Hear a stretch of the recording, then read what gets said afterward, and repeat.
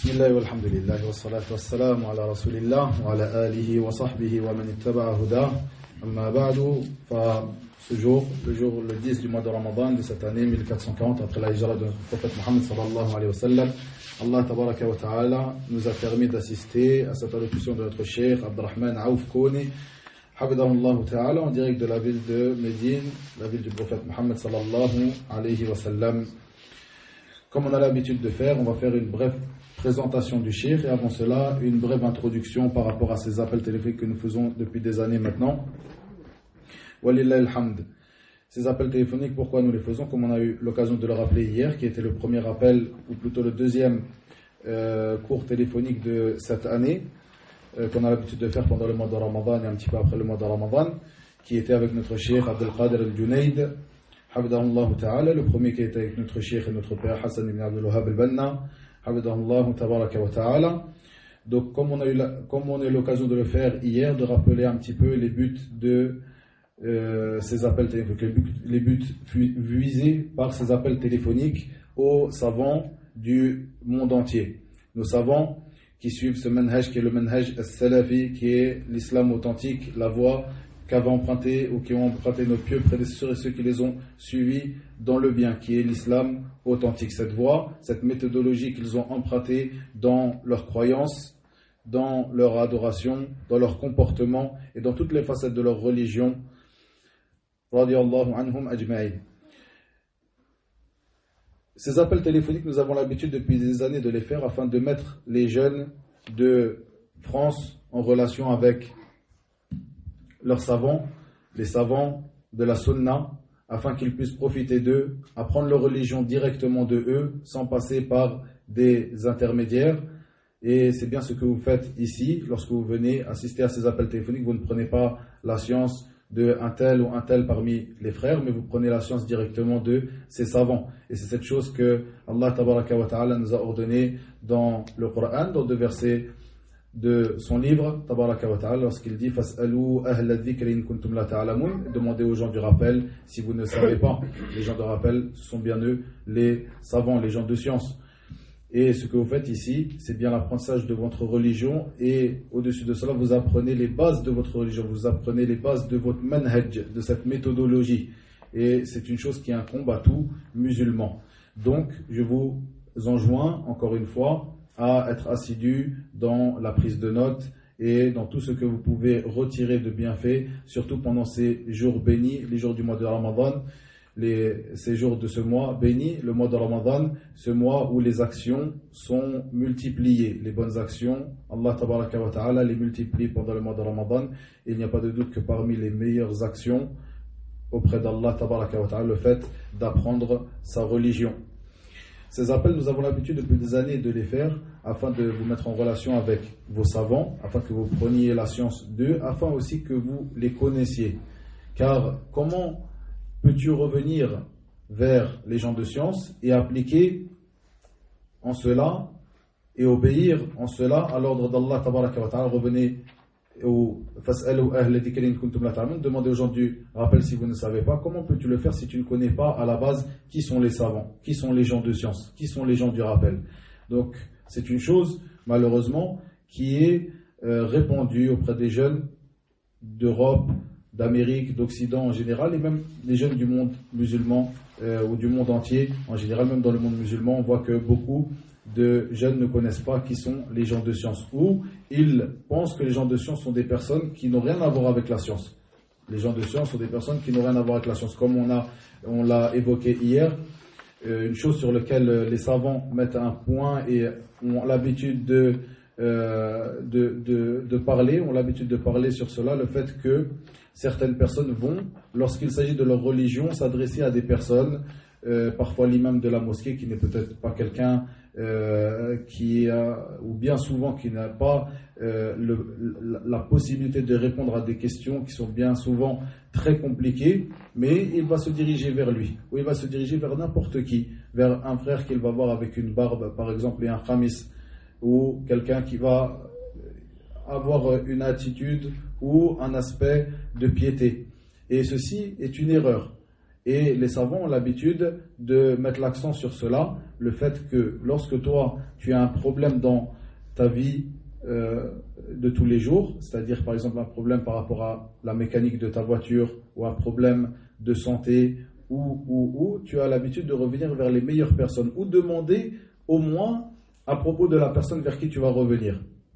Une démarche que tu ne fais peut-être pas et bien souvent que tu ne fais pas au moment d'apprendre ta religion, de poser une question ayant attrait à ta religion. Alors que cette chose-là est la chose la plus importante pour toi. C'est la chose sur laquelle tu seras questionné Yom al-Qiyamah. C'est la chose sur laquelle tu seras questionné dès l'entrée dans ta tombe, ta religion. Donc, il te convient d'être plus attentif à cela, plus encore que lorsque tu vas chez le médecin ou quand tu vas chez le garagiste, etc.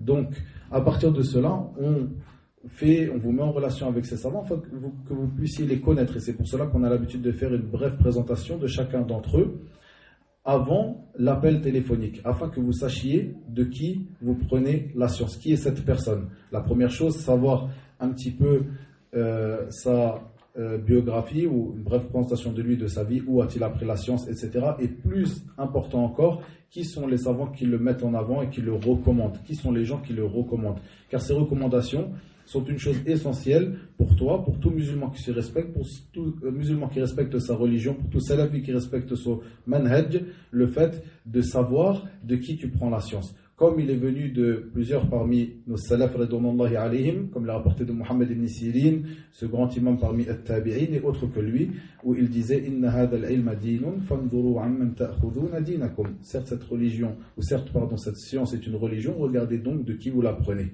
C'est une chose qui t'incombe et c'est une chose qui est ton droit aussi. Donc il ne faut pas que tu trouves en toi-même une honte à demander qui est cette personne qui est en face de nous, qui nous donne un cours, qui est cette personne qui est à l'autre bout du fil, qui nous donne un cours, qui est cette personne dans la mosquée qui est assise pour donner des cours, qui est cet imam qui donne le sermon le prêche du jour du vendredi, le khutbah. Il faut que tu demandes après cela, c'est ton droit et c'est une obligation pour toi de savoir de qui tu prends la religion d'Allah tabaraka wa ta'ala. Donc il ne faut pas que tu aies une gêne en toi-même de demander ces choses-là. Et aussi, lorsque tu reçois une réponse, il faut bien que tu analyses cette réponse, car bien souvent il y a beaucoup de laxisme autour de cela. Le fait que la personne qui va te répondre va te dire c'est un frère qui a étudié dans tel endroit. Mais est-ce que le fait qu'il a étudié dans tel endroit, eh bien ça fait que cette personne est apte à donner? Vous comprenez? Beaucoup de gens ont étudié auprès des grands savants, des imams de ce siècle, comme par exemple l'imam Al-Albani, rahmatullahi alayhi, l'imam Ibn Baz, rahimahullah, l'imam Ibn Uthaymin, rahimahullah, l'imam Rabi' ibn Hadi, Al-Madkhali, hafidahullah ta'ala, et autres que eux. Mais est-ce que le fait qu'ils ont étudié chez ces imams, rahimahullah jami'an, est-ce que cela fait en soi-même une recommandation pour eux? Est-ce que cela est une recommandation pour eux? Donc il te convient de regarder bien cela, de savoir où est-ce que cette personne a étudié, de savoir un petit peu qui est en face de toi, qui te parle de la religion d'Allah, de la chose la plus précieuse pour toi, la chose sur laquelle tu seras interrogé dès l'entrée dans ta tombe, et aussi qui sont les gens qui le recommandent. On a l'habitude de traiter plusieurs sujets dans ces introductions. Parmi ces sujets, le sujet des recommandations, qu'on traitera, Inch'Allah, la semaine prochaine. Comment se fait une recommandation? Est-ce qu'il faut qu'il y ait une personne qui ait parlé, qui ait recommandé la personne qui parle dans sa religion? Est-ce que celle-ci est une obligation, etc. Cette chose-là, on a l'habitude de le traiter tous les ans et nos mashayikh ont l'habitude aussi de le traiter dans ces appels. Donc mon rôle à moi, c'est simplement de vous mettre en avant ces règles et ces choses qui sont traitées depuis des années dans ces appels téléphoniques que nous faisons avec les savants, afin de vous donner cette importance, l'importance de ces points qui sont bien souvent mal compris auprès des jeunes. Une autre chose aussi, le fait de savoir qui sont les savants. Donc c'est pour cela que nous faisons ces appels téléphoniques. Parfois nous appelons des savants, parfois des grands savants, parfois des grands étudiants en sciences. Ces gens-là qui forment ce groupe qu'on appelle les gens du rappel, Ahlul Dhikr, qui sont rappelés donc dans le Coran. Ces gens vers qui il était obligatoire de revenir pour l'apprentissage de ta religion, au moment où tu veux poser des questions, etc. etc. Un point qui est très mal compris auprès des jeunes, savoir la différence entre les savants, les grands étudiants en sciences. Et parfois, on voit que beaucoup savants, c'est-à-dire cette personne est un savant, cette personne n'est pas un savant, etc. Ça, c'est une grosse erreur. si la personne s'avance sans avoir une science certaine de cela. Comment peut-il avoir une science certaine de cela alors que c'est lui-même qui va jauger la personne qui est devant lui en disant cette personne c'est un étudiant, cette personne c'est un savant. Non, ce cheikh ce n'est qu'un étudiant, ce n'est pas un savant. Une chose qu'on entend bien souvent, que beaucoup d'entre vous ont eu l'occasion d'entendre. Et le fait de s'avancer comme cela, ça c'est une erreur dans notre manhaj. Cette personne-là qui se sera avancée de cette manière-là sans avoir une science certaine aura commis une erreur. Pourquoi ? Car il y a certaines questions qui conviennent d'être posées simplement aux grands savants. Certaines questions qui conviennent seulement d'être posées aux grands savants. Sur cela, nous avons fait un cours avec notre cheikh Shirad al-Sayyid al-Misri Habdahullah Ta'ala il y a quelques années sur l'explication de la parole d'Allah Tabaraka wa Ta'ala. وَإِذَا جَاءَهُمْ أَمْرٌ مِنَ الْأَمْنِ أَوِ الْخَوْفِ أَذَاعُوا بِهِ وَلَوْ رَدُّوهُ إِلَى الرَّسُولِ وَإِلَى أُولِي الْأَمْرِ مِنْهُمْ لَعَلِمَهُ الَّذِينَ يَسْتَنبِطُونَهُ مِنْهُمْ. Ce verset qui est une base, une règle de notre manhaj qui nous montre que lorsqu'il vient une affaire alarmante, une grande affaire dans ta religion, ce qu'on appelle un-nawazil, eh bien il te convient de revenir vers les grands savants, les gens de l'istinbat, comme il a été rappelé dans le verset. Je vous conseille de revenir vers ce verset, on va en reparler aussi de revenir vers ce cours qui a été donné par notre cheikh Shirad al-Sayyid sur l'explication sur le tafsir de ce verset.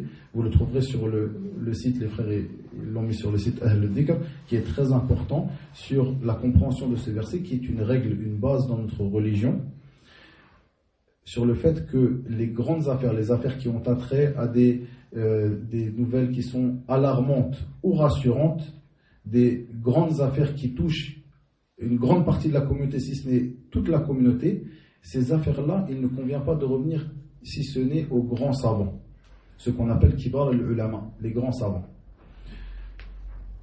En dessous de cela, il y a d'autres affaires où tu pourras revenir vers les grands savants, comme tu pourras revenir vers l'ulama, ceux qui sont les savants, qui n'ont pas atteint ce rang de grands savants, mais qui sont estimés comme étant des savants. Et d'autres affaires, comme par exemple des affaires qui sont plus générales dans ta religion, eh bien tu pourras revenir vers des grands étudiants en sciences, et même ceux qui sont en dessous de cela, celui à qui Allah Azza wa Jalla a donné une science et qui est capable de l'expliquer. Il faut bien comprendre cela, et donc je vous retourne vers ce cours qui a été fait par notre cheikh Adil Sayyid al-Misri Habdahullah Ta'ala sur l'explication de ce verset qui détient ou qui renferme, ce verset qui renferme une règle très importante dans notre manhaj, afin que vous compreniez cette parole que vous entendez beaucoup de personnes, alayka bil kibar, reviens vers le kibar. Mais le kibar, c'est les grands savants, ce n'est pas une obligation pour toi de revenir vers eux seulement dans toutes les affaires de ta religion. Il y a certaines affaires où il te convient de revenir vers eux uniquement. C'est ces affaires que je viens dont je viens de parler, ces affaires qu'on appelle les nawazil, qui sont des affaires qui touchent une grande partie ou l'ensemble de la communauté musulmane, qui sont des affaires rassurantes ou alarmantes, comme il est venu dans le verset. Mais certains sujets, il ne te sera pas une obligation pour toi de revenir à eux expressément. Plutôt, les savants, ce qu'on appelle l'ulama, l'alim, un tel, il suffira pour toi pour te donner une réponse dans cela. Donc à partir de là, on aura pratiqué notre religion comme il se doit. On aura suivi notre manhaj comme il se doit. Si on sera venu vers quelqu'un qui est en dessous des grands savants. Pareil pour les grands étudiants en sciences. Maintenant, il reste un point qui est très important. Donc ce point-là, j'ai eu envie de le traiter avec vous, comme on a l'habitude de le traiter tous les ans, car c'est quelque chose qui est très mal compris et certaines personnes ne cessent de répéter cette parole qui est une parole de vérité, mais qui est voulue par cette parole une chose qui n'est pas juste. Le fait de dire alayka bil kibar, reviens vers le kibar.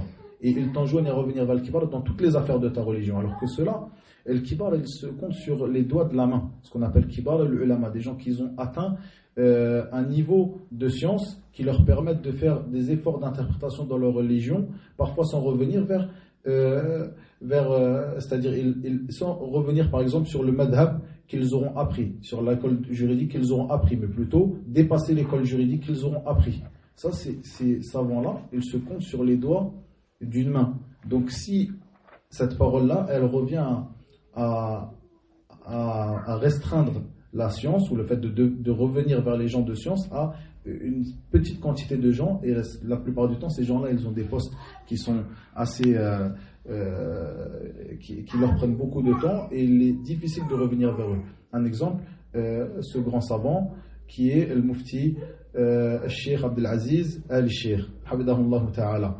Combien d'entre nous ont l'occasion de lui poser la question, même en partant dans la ville où il est, dans la ville de Riyad, en Arabie Saoudite? Qui d'entre nous a l'occasion de l'appeler?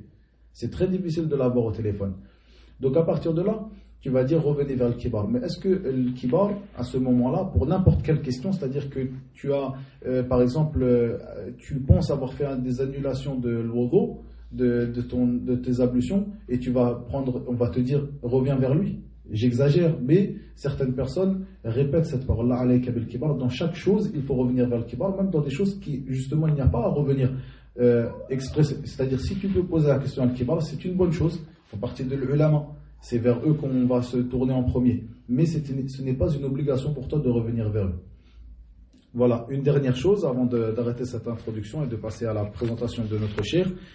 Comment savoir qui fait partie de Kibar al-Ulama, qui fait partie de l'Ulama, qui fait partie des étudiants en sciences? Encore une fois, afin de pouvoir obéir à la parole d'Allah tabaraka wa ta'ala, cet ordre qu'il nous a donné, fas'alou ahla dhikri in kuntum la ta'lamun, et revenez ou demandez aux gens du rappel si vous ne savez pas. Il nous convient de savoir qui sont les gens du rappel. Ces gens du rappel qui sont Kibar al-Ulama, les grands savants, comme les grands étudiants en sciences, qui sont-ils? Comment peux-tu toi faire la distinction? Un tel est un grand savant, un tel est un savant, un tel est un étudiant en sciences. Et les ulama, ils ont parlé de cela, ils nous ont expliqué, donc le résumé de leurs paroles est que la personne dont les savants ont dit de lui qu'il était un savant est un savant. Une personne dont tu n'as pas eu vent que les savants ont dit de lui et qui était un savant, cette personne-là, jusqu'à preuve du contraire, jusqu'à ce qu'une parole d'un savant, quelqu'un qui est estimé par ses pairs comme étant un savant, et ses pairs ont été estimés par leurs pairs comme étant un savant, etc., eh bien cette personne-là, si ses pairs ne l'ont pas estimé comme étant un savant, toi tu ne peux pas t'avancer en disant de lui, un tel est un savant, un tel c'est un savant. Donc si quelqu'un te dit un tel est un savant, tu lui demandes qui a dit cela de lui. Pareil, si une personne dit un tel ce n'est qu'un étudiant en sciences, ce n'est pas un savant, dis-lui, mais est-ce que tu as entendu les savants, qu'est-ce que tu as entendu les savants dire sur lui, ou tu cherches par toi-même? C'est-à-dire, il y a une règle aussi qui dit Adamul ilmi laysa ilman bil adam. Le fait que tu n'as pas une science d'une chose n'est pas une science de ce qui n'est pas. C'est-à-dire que toi, tu n'as pas entendu les savants dire d'un tel que c'est un savant, ça ne veut pas dire qu'ils ne l'ont pas dit. Il faut que tu cherches à partir de là, avant de t'avancer en donnant des jugements. Un tel, c'est un étudiant en sciences. Puisque, comme je viens de vous expliquer dans cette introduction, le fait de dire, ça paraît anodin, mais le fait de dire un tel n'est qu'un étudiant, un tel est un savant, un tel est un grand savant, ce qui se répercute sur cette parole est le fait de savoir vers qui on va revenir au moment de ces questions-là, de ces questions que vous avez dans votre religion. Est-ce qu'on va revenir vers lui? Lui, ce n'est qu'un étudiant en sciences. Donc à partir de là, tu sais que toi, cette question-là, tu dois revenir vers un savant, tu vas délaisser cette personne. Donc cette personne peut-être est estimée comme étant un savant. Donc il faut être pointilleux sur cela. Donc prends garde à ceux qui te disent un tel comme cela, un tel comme cela, un tel comme cela. Il te faut la base, l'asl. La base dans ta religion, c'est que une personne, si les savants parmi ses pairs ont jugé de lui que c'était un savant, eh bien cette personne est un savant. Un parmi eux. Il n'y a pas besoin qu'il y ait un consensus sur telle personne disant l'ensemble des savants disent que c'est un savant. Un parmi ses pairs qui est estimé comme étant un savant, dit de lui que c'est un savant, ça te suffit. Pareil pour Kibar al-Ulama, pareil pour les étudiants en sciences. Inch'Allah, une chose qui est en grand rapport avec cela, cette mas'ala qui traite des tazkiyat, c'est-à-dire des recommandations, on va l'évoquer Inch'Allah la semaine prochaine, Inch'Allah ta'ala. Le cheikh que nous avons appelé aujourd'hui, notre cheikh Abdurrahman Aouf Kone, il est connu par ce nom, mais son nom exact est Aouf Kone.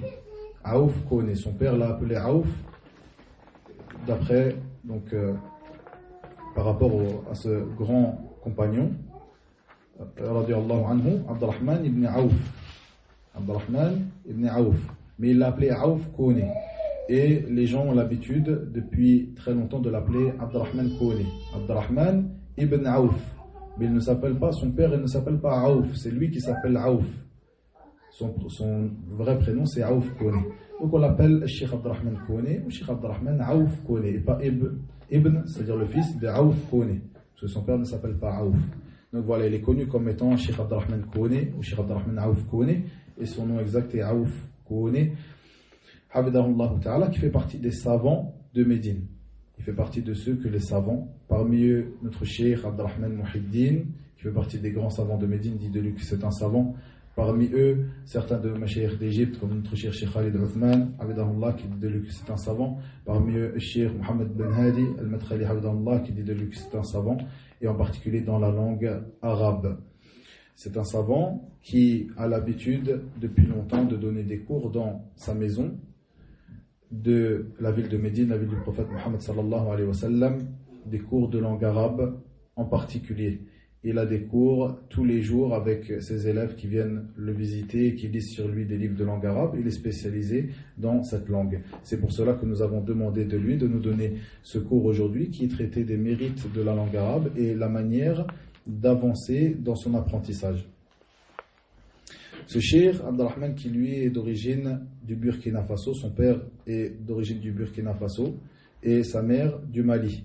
Il a commencé à apprendre la science au Burkina Faso, ensuite est parti voir ses oncles du côté de sa mère, Akhwaluhu, au Burkina Faso, au Mali.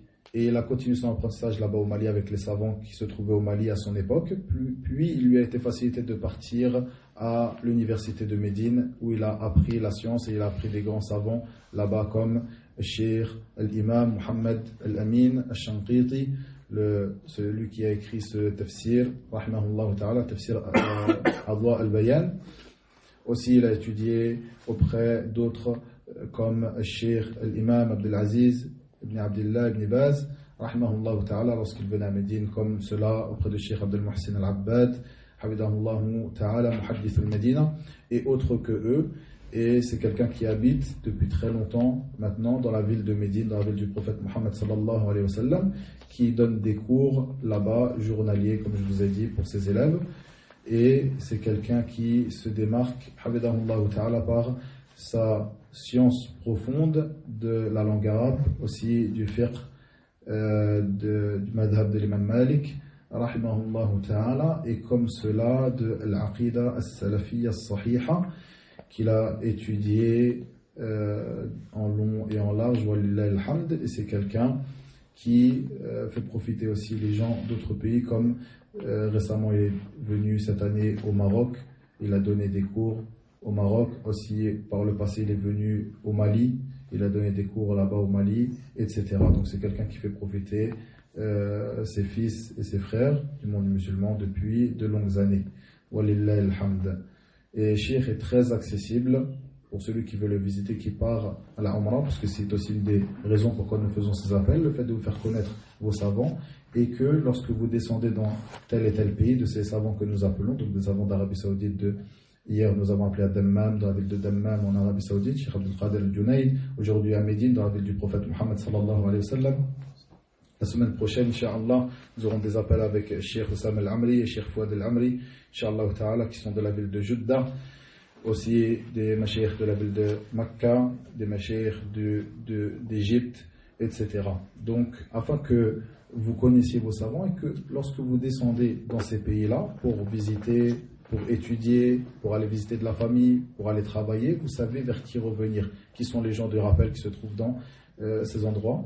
Donc celui qui veut visiter Cheikh Abdurrahman Kouné, lorsqu'il part par exemple faire la Umrah et qu'il va visiter la ville de Médine, eh bien il trouvera Cheikh Abdurrahman Kouné, il demande n'importe quel parmi les étudiants là-bas, c'est quelqu'un qui est très connu, alhamdulillah, et sa porte est ouverte pour les visiteurs et les étudiants en sciences.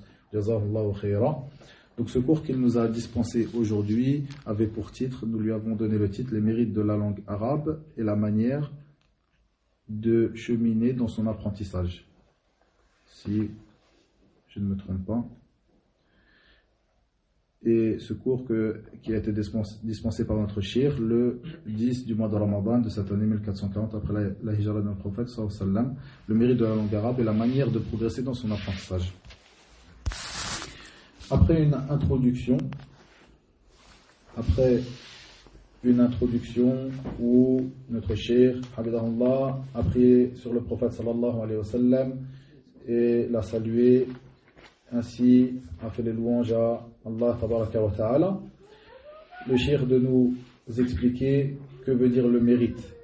Certains passages, je ne vais pas les traduire, donc bien sûr moi mon rôle ici c'est simplement pour ceux qui n'ont pas forcément compris le cours en entier en langue arabe, ou peut-être qu'ils l'ont compris à moitié, ou peut-être qu'ils ne l'ont pas compris du tout. C'est vraiment de vous faciliter ceci en attendant que vous puissiez avoir wafaqakumullah, la compréhension de la langue arabe. Et c'est une des causes pourquoi nous avons fait aussi cet appel téléphonique avec ce cheikh, et nous lui avons demandé ce sujet précisément.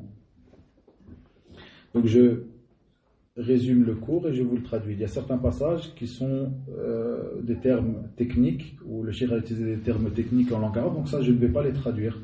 Je ne vais pas les traduire puisque c'est quelque chose dont les arabophones vont profiter, mais pour des francophones, la traduction est assez compliquée, il n'y a pas un grand profit dans cela, d'après mon avis, d'après ce que je peux voir, qu'il n'y aurait pas un grand profit pour les francophones que je traduis ces paroles-là. Donc le cheikh Habibullah Ta'ala a expliqué le terme mérite, fadl, en arabe. Il nous dit que le fadl c'est az-ziyada, c'est le rajout, et ou l'augmentation, ou le plus, comment traduire cela, c'est-à-dire plutôt l'élévation, c'est-à-dire fadlu al-lughat al-arabiyya, c'est-à-dire le mérite de la langue arabe, l'élévation de cette langue, le rajout, ce qu'elle a en plus par rapport aux autres langues. Il nous dit donc que le fadl, c'est le rajout, le surplus, ce qu'elle a comme degré par rapport aux autres langues. Et le cheikh de nous dire qu'en est-il par rapport à cette langue, par rapport aux autres langues des fils de Adam et de Hawa alayhim assalam. Il nous dit, cette langue, la langue arabe, est la langue de notre religion. Comme ceci est clair que vous le savez tous, la langue de notre religion, l'islam, c'est aussi la langue du Coran, le livre d'Allah tabaraka wa ta'ala. Et le cheikh de nous dire que le livre d'Allah, qui est sa parole, la parole d'Allah tabaraka wa ta'ala, il l'a fait descendre dans cette langue, la langue arabe. Il n'y a pas de doute que cela fait ou donne à cette langue un degré au-dessus de n'importe quelle autre langue. Et pour cela, du fait que Allah tabaraka wa ta'ala a choisi cette langue pour faire descendre le Coran, son livre tabaraka wa ta'ala, et a choisi cette langue pour être la langue de la religion de l'islam, ceci fait d'elle la plus noble des langues des enfants de Adam alayhi salam. Ensuite, le cheikh nous dit ceci en ce qui concerne les mérites de la langue arabe, ou le degré de celle-ci par rapport aux autres langues. Ensuite, le cheikh a parlé, et c'est sur cela qu'il a basé le plus gros de son cours, sur la manière d'apprendre cette dernière. Comment apprendre la langue arabe, la méthodologie à emprunter dans son apprentissage.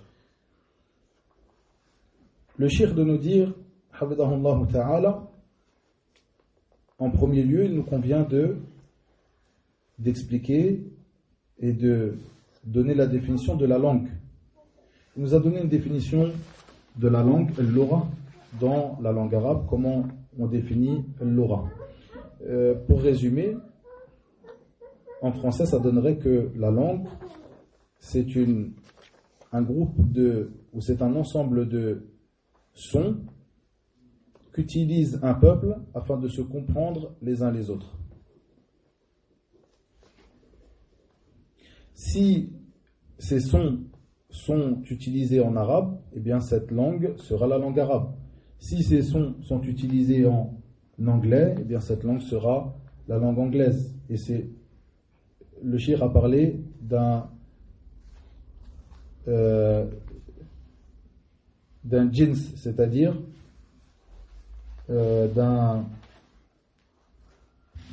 d'une origine, ou plutôt d'une sorte c'est-à-dire la sorte des Arabes. Si ces sons sont en langue arabe, eh bien, elle sera propre à la sorte de l'arabe, des gens, des Arabes. Si elle est dans une langue étrangère, l'ifranj, eh bien, elle sera propre à celle des étrangers ou de ce qu'on appelle la sorte de l'ifranj, c'est-à-dire que ce soit en anglais ou en français ou autre. Le shir de nous dire que cette langue arabe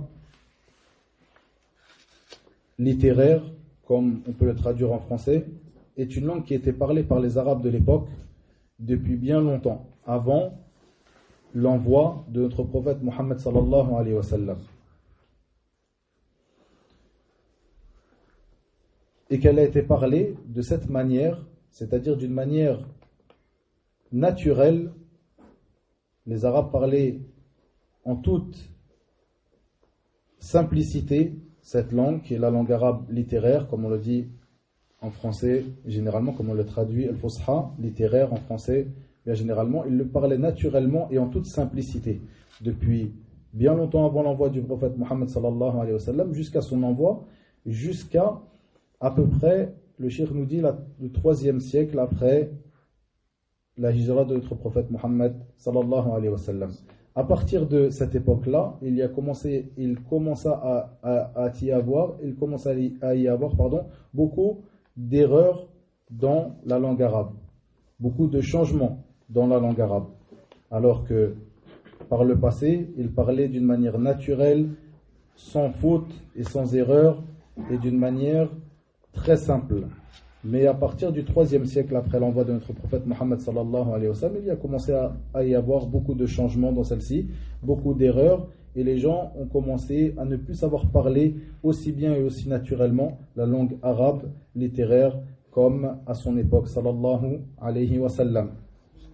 Le cheikh nous dit qu'à son envoi sallallahu alayhi wa sallam, à l'époque de sa bi'atha, de son envoi, la langue arabe était au point culminant de sa perfection. Elle était arrivée au point culminant de sa perfection. Et c'est à ce moment-là que Allah tabaraka wa ta'ala a fait descendre son livre sur notre prophète Mohammed sallallahu alayhi wa sallam.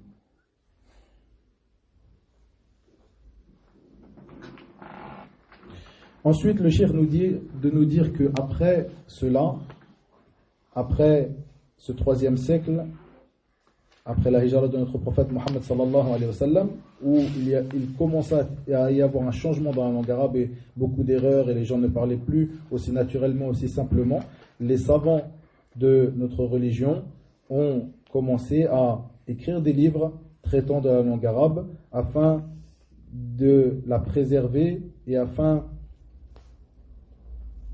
d'enregistrer dans ces livres les règles qui ont attrait à celle-ci et qui traitent des différentes facettes de celle-ci et des différentes sciences que renferme la langue arabe. Le cheikh de nous dire qu'en ce qui concerne les lettres arabes, il y a eu des livres qui ont été écrits par nos savants. En ce qui concerne les mots, il y a eu des livres qui ont été écrits par nos savants. En ce qui concerne les sons, il y a eu des livres qui ont été écrits par nos savants dans lesquels ils mettaient les règles ayant attrait à telle et telle science, c'est-à-dire la science des lettres, la science des mots, la science des sons, aussi ce qui est en relation avec la manière de construire une phrase et la syntaxe arabe. Il y a eu des livres qui ont été écrits par nos savants dans lesquels ils y ont placé, ils ont détaillé les règles ayant attrait à telle ou telle science.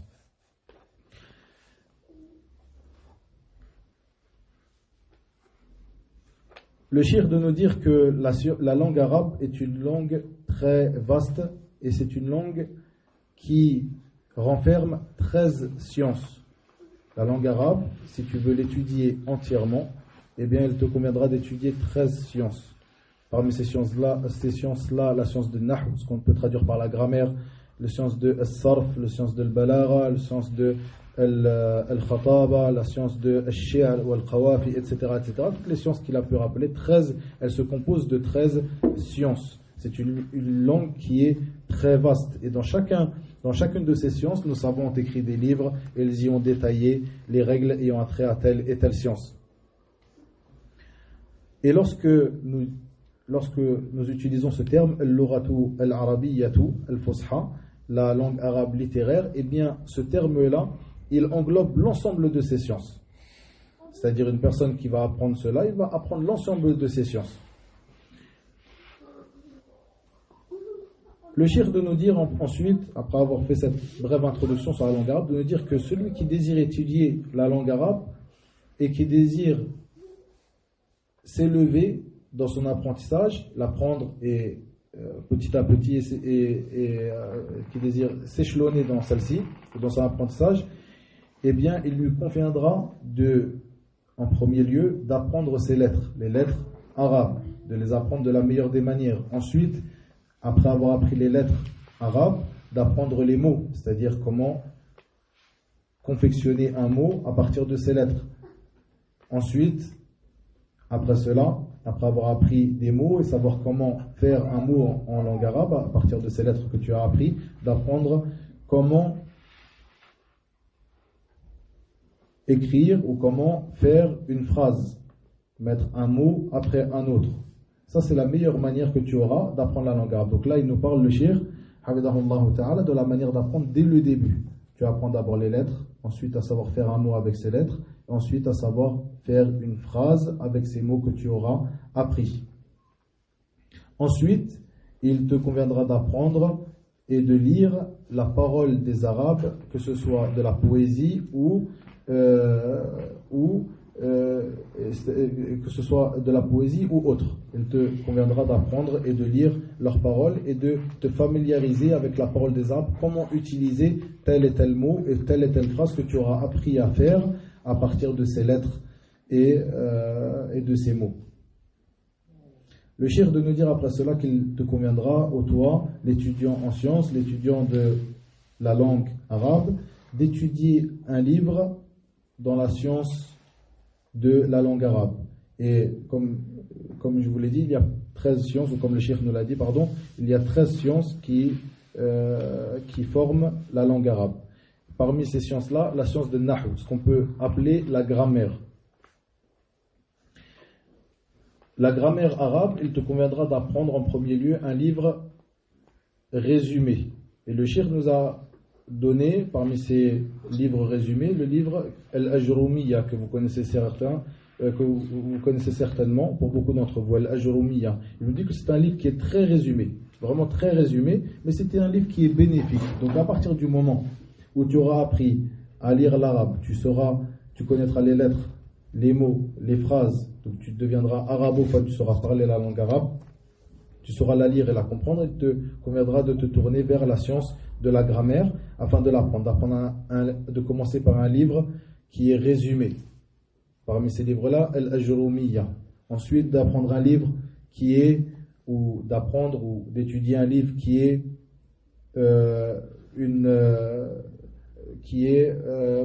de taille moyenne.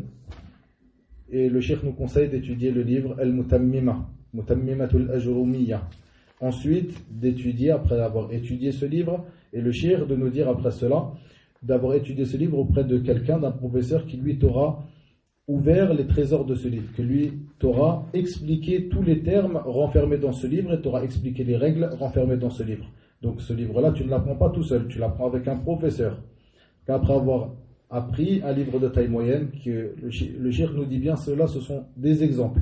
Mais il les évoque, les noms de ces livres-là, car ce sont des livres qui sont connus et qui sont profitables. Mais ce ne sont que des exemples. Si tu passes par un autre livre, il n'y aura pas de mal à cela. Ensuite, en livre de taille moyenne, Mutammimatu al-Ajrumiyya. Ensuite, Al-Alfiya, Alfiyatu ibn Malik, parmi les livres qui sont des livres qui sont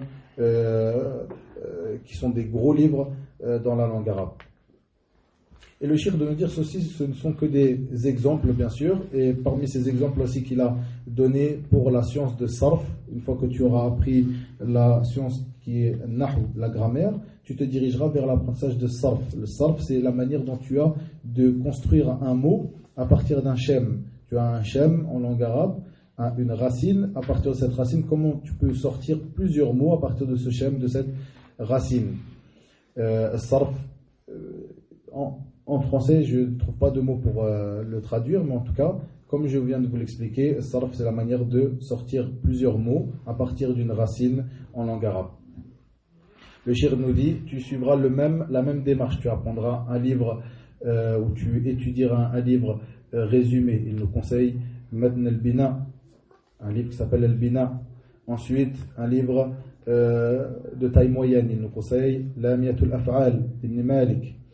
Ensuite, il nous dit, et après cela, un gros livre, c'est-à-dire un livre vraiment détaillé, et comme cela, il nous conseille Al-Kafiyatul Shafiyya d'Ibn al-Hajib. Il nous dit, celui-là, il est vraiment très détaillé, c'est une poésie, elle est très détaillée, elle est très grande, elle fait plus de 1000 vers. Donc le cheikh nous donne ici une méthodologie dans l'apprentissage de la langue arabe, d'étudier un livre, comme il nous dit, un livre résumé, ensuite un livre de taille moyenne, ensuite un livre très détaillé dans chacune de ces 13 sciences. Et il nous dit de commencer par la science de la grammaire, ensuite la science de as-sarf, etc. Et le cheikh nous conseille vraiment, et il appuie sur cela, le fait de prendre ces sciences avec quelqu'un d'expérimenté, quelqu'un qui va t'expliquer les termes utilisés dans ces livres, quelqu'un qui va t'expliquer les règles détaillées dans ces livres, car il ne convient pas pour toi d'apprendre tout seul. Et le cheikh nous dit que le cheikh ou le mudarris, c'est-à-dire l'enseignant, eh bien celui-ci, il doit aussi expliquer la manière dont la personne devra échelonner dans son apprentissage de la langue arabe. C'est-à-dire s'il voit que cette personne doit aller vers tel ou tel livre avant de passer par tel ou tel livre, eh bien celui-ci lui fera le conseil et l'orientera au mieux dans son apprentissage. Le cheikh nous dit ensuite que la base aussi, dans toute science, c'est l'apprentissage par cœur. Donc le cheikh nous enjoint à apprendre ces livres qu'il a évoqués par cœur.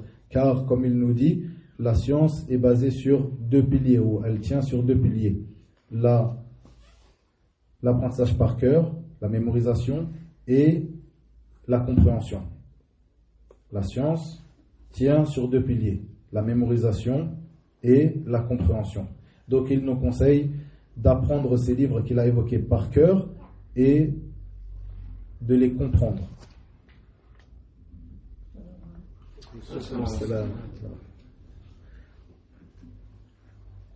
Et le cheikh de nous dire, bien sûr, vous les apprenez ces livres par cœur, car l'ensemble des paroles qui se trouvent dans ces livres, ce sont des paroles, bien sûr, de la personne qui aura écrit ce livre-là, mais toutes les paroles qu'il aura écrites dans ces livres, ce seront des règles qui te seront profitables pour toi dans ton apprentissage de la langue arabe. Comme cela, le cheikh nous donne un exemple de al-kalam. Qu'est-ce qu'on appelle al-kalam dans la langue arabe? Al-kalam wal-lafdhu al-mufid al-murakkab bil-wada'. Al-lafdh al-murakkab al-mufid bil-wada'. Qu'est-ce que cela veut dire? Donc ça, c'est quelque chose, c'est assez compliqué à expliquer exactement dans ce cours avec une traduction donc en française, mais pour résumer, c'est al-kalam en langue arabe à l'inverse de al-kalima. Al-kalima qui est un mot, al-kalam c'est une suite de mots qui sont mises les unes après les autres afin de former une phrase qui aura un sens. C'est ce qu'on appelle al-kalam dans la langue arabe. Lorsque tu apprends un livre comme par exemple al-ajrumiyya, al-kalam ou al-lafdh al-murakkab al-mufid bil-wada', eh bien tu auras appris la parole d'Ibn Ajrum, c'est ce qu'il nous dit ici le cheikh, tu auras appris la parole de celui qui a écrit ce livre, et cette parole-là, c'est une règle en elle-même.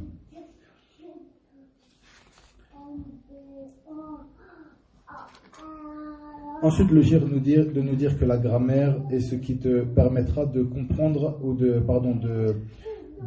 bien prononcer la fin des mots. La fin des mots en langue arabe, c'est ce qui est en rapport avec la fin des mots en langue arabe, comme par exemple ce qu'on appelle le tashkil, c'est-à-dire à quel moment tu mettras une fatha, une dhamma ou une kasra. Pareil pour la science de sarf, c'est la manière dont tu auras de construire le squelette de chaque mot que tu utiliseras dans la langue arabe. Donc ces sciences-là sont des sciences dont il t'est obligatoire de passer par leur apprentissage, comme nous l'a dit le cheikh. Et il nous dit que ces 2 sciences-là, al-nahw wa al-sarf, ce sont 2 sciences qui sont indissociables.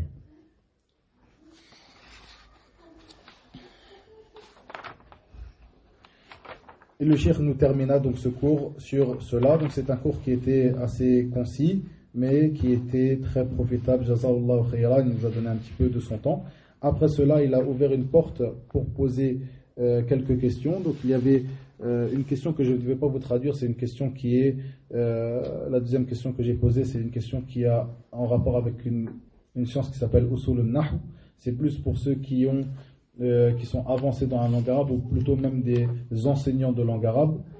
Le cheikh a vraiment détaillé pendant une dizaine de minutes sur ce point-là, et ça m'est très difficile pour moi de vous traduire, et je ne pense pas qu'il y aura un grand profit dans cela. Et simplement, cette question touchait ou avait attrait à cette science qui est Usul al-Nahu, et Usul al-Nahu c'est la même chose que Usul al-Fiqh pour le fiqh. Usul al-Nahu c'est la même chose pour al-Nahu, c'est la manière de savoir comment se construit le Nahu, c'est-à-dire après la grammaire arabe, la manière dont a été construite la grammaire arabe et vers quoi on revient pour connaître les bases de la grammaire arabe. Le cheikh a beaucoup détaillé, c'est une question qui sera vraiment profitable pour des étudiants en sciences qui seront avancés même dans la langue arabe, pas n'importe qui, des gens qui seront avancés dans la langue arabe, et même plutôt même des enseignants de langue arabe depuis quelques années. Cette question-là leur sera profitable. Une question que j'ai pu poser à notre cheikh aujourd'hui, vous voyez ici, entre parenthèses, l'importance de ces appels téléphoniques, le fait que nos savants ont une certaine disponibilité pour nous, c'est-à-dire qu'au moment où nous avons des questions à leur poser, ils sont ouverts, ils acceptent nos questions, et il y a un grand bien dans cela. Donc le fait que ces savants que nous appelons, si l'un d'entre nous a une question, nous pouvons leur poser, ils nous répondent, et nous aurons obéi à la parole d'Allah tabaraka wa ta'ala. À ce moment-là, tas'alu ahla dhikri in kuntum la ta'lamun, et ton cœur sera apaisé du fait que tu auras posé ces questions-là aux gens de science connus et reconnus, et il y a dans cela un grand bienfait dans ces appels. J'ai posé la question à notre cheikh, un conseil pour ceux qui ont une certaine da'wa, ou ceux qui ont certains cours ici en France et autres, puisque bien sûr les appels que nous faisons, ils sont écoutés même dans d'autres pays, des pays francophones, parfois même des pays arabophones, donc par l'intermédiaire de la radio que les frères ont mis en place, la radio Ahl Dhikr. Donc ces questions-là sont profitables un peu pour tout le monde. Barakallahu fikum. Donc cette question était par rapport à l'apprentissage de la langue arabe, le fait de faire apprendre aux gens la langue arabe. Donc le cheikh nous dit qu'il conseille vraiment chacun de faire des efforts dans l'apprentissage de cette langue. Et il enjoint ceux qui donnent des cours et qui ont une certaine place dans la da'wa de donner des cours de langue arabe et d'être assidus à cela, comme à ceux qui l'apprennent d'être assidus à l'apprentissage de la langue arabe. Le cheikh de nous dire que cette langue, la langue arabe, est la langue du Coran, la langue de notre religion. Et d'ici, il vient l'importance de cette langue-là. Il ne te sera possible pour toi de comprendre le Coran et la Sunna, c'est-à-dire donc le Coran et la Sunna, et pour résumer la religion entière, il ne te sera possible de la comprendre correctement que lorsque tu auras appris la langue arabe, car le Coran et la Sunna, ils ont été révélés dans cette langue. Et le cheikh de nous dire que l'ensemble des sciences de l'islam, tu pourras avoir un petit aperçu de celles-ci, autres que la langue arabe, mais tu ne pourras pas les comprendre d'une compréhension parfaite, ou même d'une compréhension qui te sera vraiment bénéfique. Il ne te sera pas capable de comprendre ce que veut de toi Allah tabaraka wa ta'ala et son prophète sallallahu alayhi wa sallam de la meilleure des manières que par l'apprentissage de la langue arabe, car leur parole, la parole d'Allah tabaraka wa ta'ala, le Coran est en arabe, et la parole du prophète sallallahu alayhi wa sallam, sa sunna, est en arabe. Donc le cheikh nous conseille d'apprendre la langue arabe et d'être assidu dans son apprentissage. Et le cheikh de nous dire que nos savants, parmi les anciens, avaient déjà parlé de cela, c'est-à-dire le fait d'enjoindre les musulmans, car comme vous le savez, au premier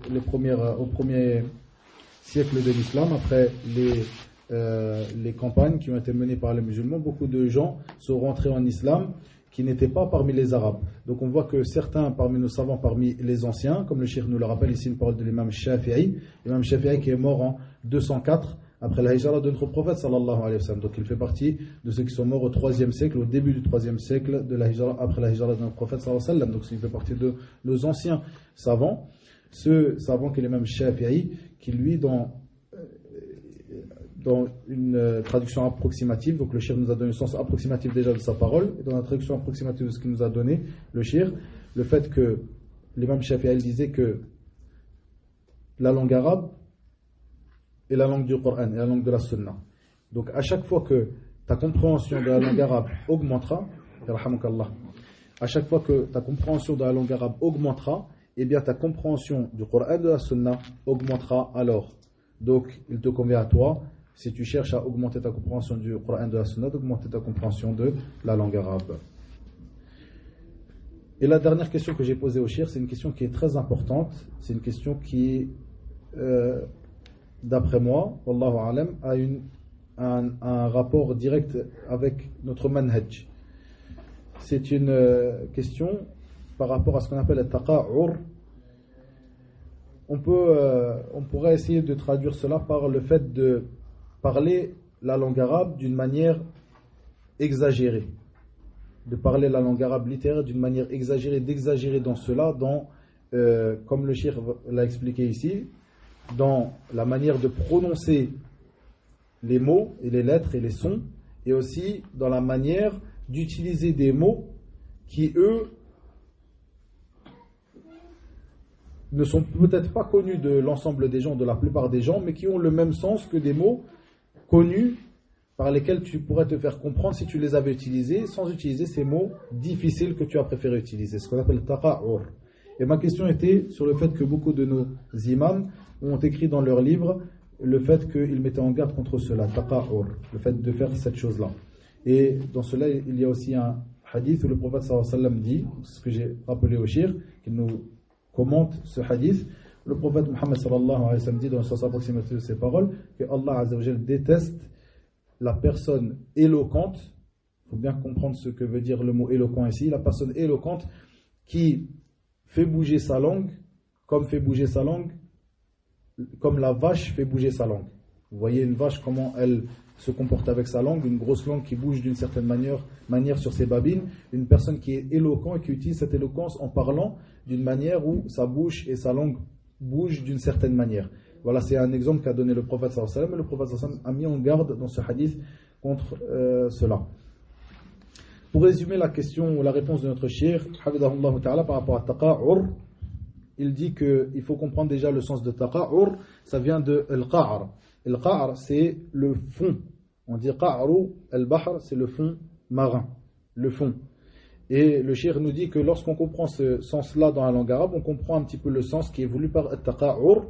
C'est le fait de parler en utilisant le fond des mots et le fond de sa bouche, en essayant de prononcer chaque lettre et chaque mot d'une manière exagérée, du fond de la gorge, du fond de la bouche, de cette manière-là. Je pense que vous voyez un petit peu l'image. C'est quelque chose, c'est un petit peu difficile à traduire comme cela, mais je pense que vous avez compris l'image. Et le cheikh doit nous dire que at-taqa'ur, qui est interdit, c'est le fait d'utiliser des termes, des mots, ainsi des sons dans la langue arabe, de parler en arabe en utilisant des sons, en insistant sur certaines voyelles, en insistant sur certaines lettres, et en utilisant des mots qui, si autre que cela était utilisé, ça aurait été compris par tout le monde. Mais la personne désire utiliser ces mots-là pour un certain but de sa personne, il a un certain but par cela. Le cheikh ne parle pas du but ici, mais la personne utilise ces mots qui sont difficilement compréhensibles, alors que des mots bien plus faciles étaient compréhensibles par tout le monde. Et le cheikh nous dit que cela va à l'encontre de l'fasaha et de l'balagha, de l'éloquence. Ça va à l'encontre de l'éloquence arabe. Le cheikh de nous dire que l'éloquence arabe, c'est une chose qui fait partie des signes distinctifs de cette langue. La langue arabe, parmi ces signes distinctifs, est l'éloquence. Le fait que la langue arabe est une langue très éloquente. Et le fait que tu puisses faire comprendre à quelqu'un avec un mot, ce que dans une autre langue tu auras besoin d'une phrase pour faire comprendre. Et le cheikh de nous dire que le fait de parler comme ça, taqa'ur, ça va à l'encontre de cette éloquence, de la facilité de la langue arabe, de la facilité de parler et de la manière naturelle qu'avaient les Arabes de parler, comme il a dit un peu plus tôt dans le cours. Et le cheikh de nous dire que cela est quelque chose qui est réprouvé. C'est une chose qui est réprouvée, c'est quelque chose qui ne vient pas embellir, mais plutôt qui vient enlaidir la manière qu'a cette personne de parler. Et le cheikh de nous dire que donc taqa'ur se trouve dans notre, la manière de prononcer les mots, les voyelles, etc., en langue arabe, en insistant vraiment sur des voyelles, sur des mots, sur des lettres, en insistant d'une certaine manière. Et c'est là, comme nous le dit le cheikh, que nous voyons donc la manière, ou plutôt de cette manière, c'est-à-dire une personne lorsqu'elle va parler de cette manière, elle illustrera le hadith du prophète sallallahu alayhi wa sallam que j'ai rappelé dans la question. À partir du moment où elle va insister sur certaines lettres et certaines voyelles, bouger la langue comme la vache a l'habitude de bouger sa langue autour de ses babines. Et le cheikh nous dit donc taqa'ur, c'est sur le son, les lettres, etc., ainsi que sur le sens, c'est-à-dire une personne qui va utiliser des mots qui ne seront compris peut-être que de lui. Donc, quel est le but dans cela? Est-ce que cette personne est éloquente? Certes, cette personne-là, comme nous le dit le cheikh, n'est pas éloquente. Et quand on écoute le Coran, le livre d'Allah, tabaraka wa ta'ala, on voit que le Coran utilise des expressions qui sont apportées de l'ensemble des Arabes, que n'importe qui comprenne. Et ceci montre l'éloquence du Coran. Et cette personne-là qui aura utilisé ces mots qui seront difficiles à comprendre, personne-là, elle n'aura été pas éloquente du tout, malgré que ce qu'elle a voulu, c'est montrer une certaine éloquence de sa part en utilisant des mots qui ne sont pas connus par tout le monde. Ça, c'est un point qui était assez important, car c'est quelque chose qu'on peut retrouver chez certaines personnes qui qu'ils pensent faire une chose bien, qu'ils ont avancé dans la langue arabe, alors que pas du tout, c'est quelque chose que le prophète Mohammed sallallahu alayhi wa sallam a mis en garde ou a interdit. وإلى هنا وبالله التوفيق وصلى الله وسلم وبارك على نبينا محمد وآخر دعوانا أن الحمد لله رب العالمين. Le prochain cours, Inch'Allah Ta'ala, ce sera la semaine prochaine. Comme on a dit, on essaye de mettre 2 cours par